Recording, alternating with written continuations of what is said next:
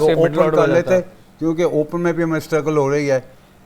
बाबर का इतना तो है ना, ही प्ले डिफेंसिव, उसको पता है कि कहाँ खेलना है।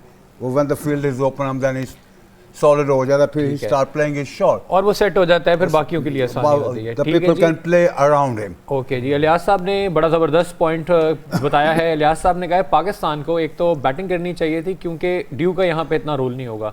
दूसरा, अगर बाबर ओपन कर लेते और सलमान अली आगा को भी टीम में डाल लिया जाता, ये इलियास साहब के पॉइंट से ये चेंजेस थे। सुहेब, आपकी तरफ आऊँगा। टॉस का आप कुछ मुझे स्टैट बता रहे थे कि पाकिस्तान ऑस्ट्रेलिया के 6 मैचेस में जो टॉस जीतता है वो मैच हारता है, ऐसे ही है? बिल्कुल ऐसे ही है। तो आज क्या होगा? 6 वर्ल्ड कप में जो हुआ है लेकिन वही बात है, हर दफ़ा नहीं हो सकता, चेंज शायद हो जाए इस बार। लेकिन ये ऑन कार्ड्स था कि टॉस जीत के पहले बाबर आजम फील्डिंग करेंगे। ठीक है। क्योंकि जितनी को फ्लैट विकेट है, जैसे बाबर ने बोला भी है अपने टॉस के बाद कि मतलब पिच पे कुछ नहीं है, स्ट्रेट विकेट, तो बाद में और ईजी होगी बैटिंग के लिए। क्योंकि बाद में उनको लगता है कि ड्यू फैक्टर भी होता है, बहुत सी चीज़ें होती हैं, तो इसलिए वो पहले कर रहे हैं। उनको लगता है कि बाद में शायद इजी होगी बेटर बैटिंग करना। लेकिन अंडर द लाइट थोड़ा प्रेशर है, अगर ऑस्ट्रेलिया 350 कर गई, इलियास साहब जैसे कह रहे हैं, तो पाकिस्तान बैकफुट पे आ जाएगा, बड़ा मुश्किल हो जाएगा हमें, क्योंकि पाकिस्तान को 300 से नीचे उनको रिस्ट्रिक्ट करना है। मुझे इस चेंज का बताएं, ये जो नवाज की जगह लाना चाहिए था, या शादाब की जगह ठीक किया उसामा मीर को ला के? क्योंकि आप बड़े दिनों से वोकल थे कि ये चेंज होना चाहिए। खैर वो चेंज हो गया। अब ये बताएंगे जिस प्लेयर की जगह किया वो ठीक हुआ है? मेरी आधी सुनी गई है, आधी रह गई है।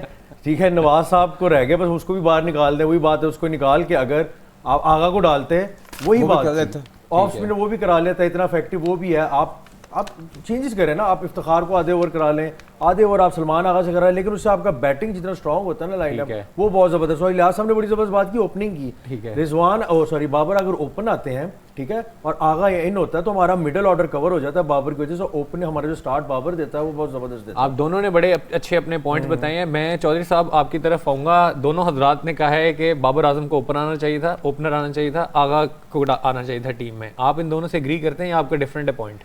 उसामा, अब तो जो होना था वो हो गया। देखें, अब बाबर ने ओपन आना है या बाद में आना है, ये तो अब फैसला, क्योंकि सबसे पहले तो अब हमने देखना है कि ऑस्ट्रेलिया हमें कितना रन्स देता है, टारगेट बोर्ड पर कितना सजाता है, फिर उस हिसाब से हमें इसकी प्लानिंग करना पड़ेगी। अब कबल अज़ वक्त है कहना कि बाबर ओपन करे या वो करे, ये कबल अज़ वक्त है।